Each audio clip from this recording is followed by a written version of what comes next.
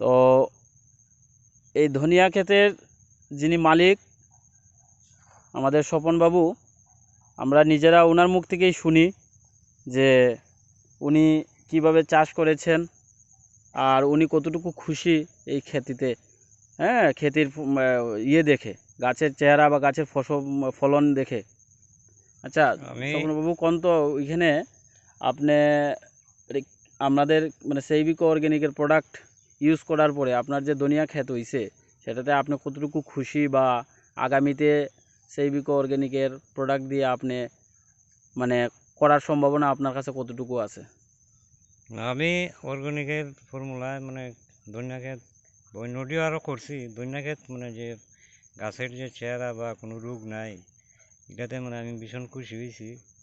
বা আমারটা দেখে আরও আমার সাইড ফাইডের এরা মানে আলোচনা করতেছে, যদি মানে তোমার যদি ভালো হয় তাহলে মানে আমরাও এটা নিমু। তো এটাই মানে অর্গানিকে কইটা সেটা মানে আমি খুব খুশি আছি, মানে ফসলটা ভালো হয়েছে আর কি।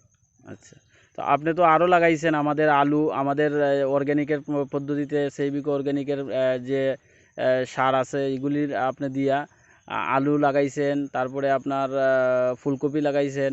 তো এগুলি গাছের বা বর্তমানে যে আলু আছে ওইটার আপনার কেমন কি বুঝতেছেন আর কি, গাছের গ্রোথ বা পাশের যে আলু ক্ষেত আছে এগুলার মানে ইয়ের থেকে?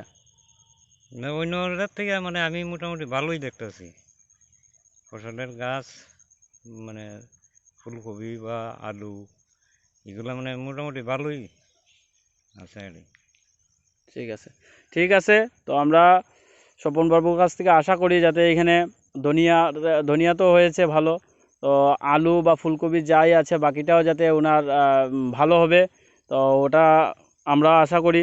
আর ওনারটা দেখে আরও এখানে আশপাশের যারা কৃষক আছে তারাও যাতে কেমিক্যাল থেকে সরে এসে আমাদের অর্গ্যানিক পদ্ধতিতে যাতে চাষবাস করে এবং ওদের ওদের মাটিও যেন সুস্থ রাখে, সেটাই আশা করি। তো স্বপনবাবুর আগামীতে আবার আসবো, দেখব ওনার আলু বা ফুলকপির খেতিতে, হ্যাঁ, কতটুকু কি হয়েছে সেটা আমরা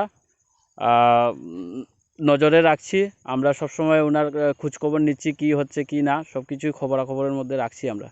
ঠিক আছে, ধন্যবাদ স্বপনদা।